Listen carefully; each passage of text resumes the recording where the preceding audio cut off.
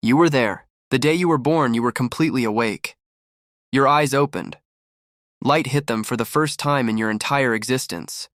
You heard voices. Real voices, not muffled through water anymore. You felt cold air on your skin. You tasted. You smelled. You experienced everything, and then you forgot all of it. Not some of it, not most of it, all of it. Every single moment from the first 2, maybe 3 years of your life, gone, erased, as if they never happened. And here's the part that should genuinely disturb you.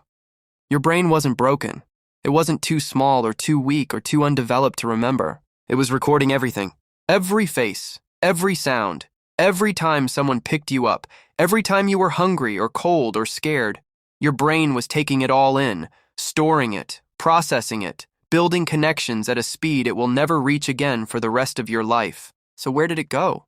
That's the question scientists spent over 100 years trying to answer. And the real answer, when they finally started finding it, turned out to be far stranger than anyone expected. Because it wasn't one thing that erased your memories. It was 3, and each one is more unsettling than the last. The first reason takes us back to 1905. A man named Sigmund Freud noticed something that nobody had ever properly named before. Children, he observed, had no memories from their earliest years, not one. He called it infantile amnesia. And the world moved on, assuming it was simply because baby brains were too primitive. They were wrong, and it took 80 more years for someone to prove it. In the 1980s, a psychologist named Carolyn Rovey Collier ran one of the most elegant experiments in the history of memory science. She tied a ribbon from a baby's ankle to a mobile hanging above a crib. The baby kicked. The mobile moved. The baby laughed. And here is where it gets fascinating. When she brought those same babies back days later, they remembered. They started kicking immediately. 2-month-old babies held memories for days. 6-month-olds held them for weeks. So the baby brain was not failing. It was remembering perfectly. And yet, by the time you turned 5, every single one of those memories was gone. This is the paradox that kept scientists awake for decades. Your brain could remember. It just couldn't keep the memories alive. Then in 2014, 2 neuroscientists in Toronto made a discovery so counterintuitive that even they struggled to believe it at first. Sheena Jocelyn and Paul Franklin had a theory. What if the very thing building your brain was also destroying your memories? In your first years of life, your hippocampus produces new neurons at an extraordinary rate. This process is called neurogenesis. It is absolutely essential, and it comes at a terrible cost. Every new neuron that integrates into your brain disrupts the existing connections around it, the connections that were holding your memories in place. They tested this on mice. When they artificially increased neurogenesis in adult mice, those mice forgot things they had perfectly learned before. And when they slowed neurogenesis in infant mice, those babies held onto their memories far longer than any infant mouse ever had before. The conclusion was almost too strange to accept.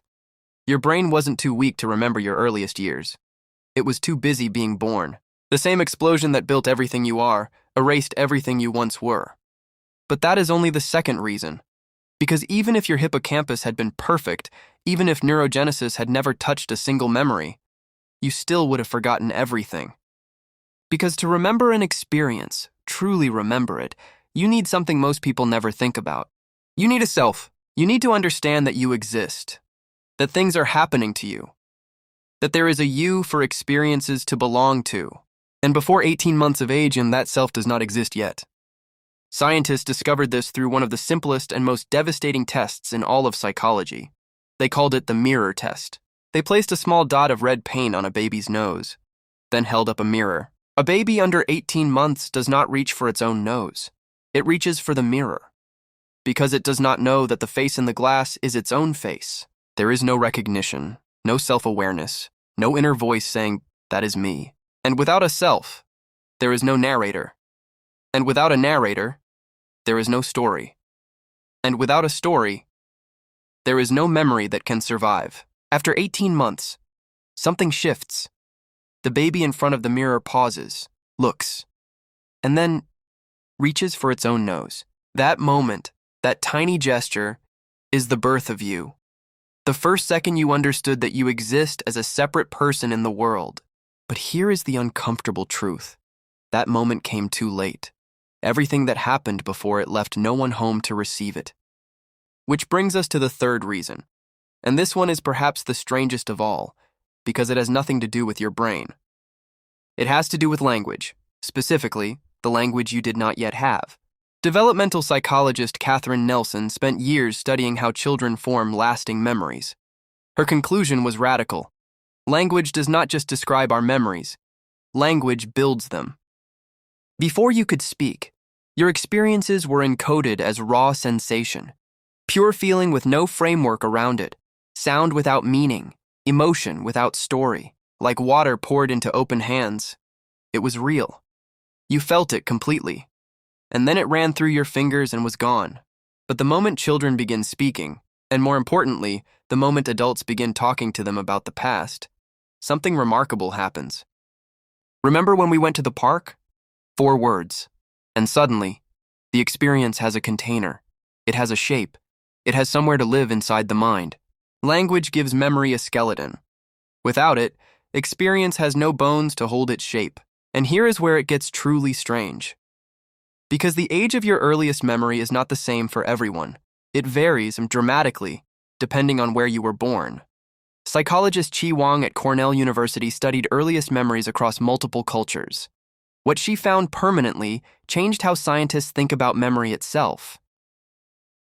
In Western cultures, where parents constantly narrate their children's lives, asking questions, building stories, creating personal histories, the average earliest memory forms at around age 3.5. Among the Maori people of New Zealand, whose oral tradition places extraordinary importance on personal history and ancestral storytelling, average earliest memories reach all the way back to age 2.5. A full year earlier, one entire year of life recovered simply through the power of how a culture chooses to talk to its children. In some East Asian cultures, where early childhood narratives traditionally focus less on individual experience and more on collective harmony, first memories form closer to age 4, sometimes later. Think about what this means.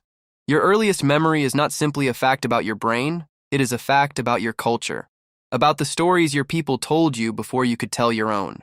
So here is what actually happened to your earliest years. It was not one failure. It was 3 perfect storms arriving at exactly the same moment. Your hippocampus was not ready to move experiences into long-term storage. And even when it started to, the flood of new neurons tore straight through every memory it tried to keep. You had no sense of self to anchor those experiences to. No narrator, no inner voice to say, this is happening to me and I will carry it forward. And you had no language to give those experiences a structure that could survive, no words to build the walls around what you felt. 3 reasons, 3 simultaneous failures, all of them happening inside every human being who has ever drawn breath on this earth. Every person you have ever loved, every person who has ever changed the world, every villain and every saint, they all began the same way, completely awake, recording everything and remembering nothing.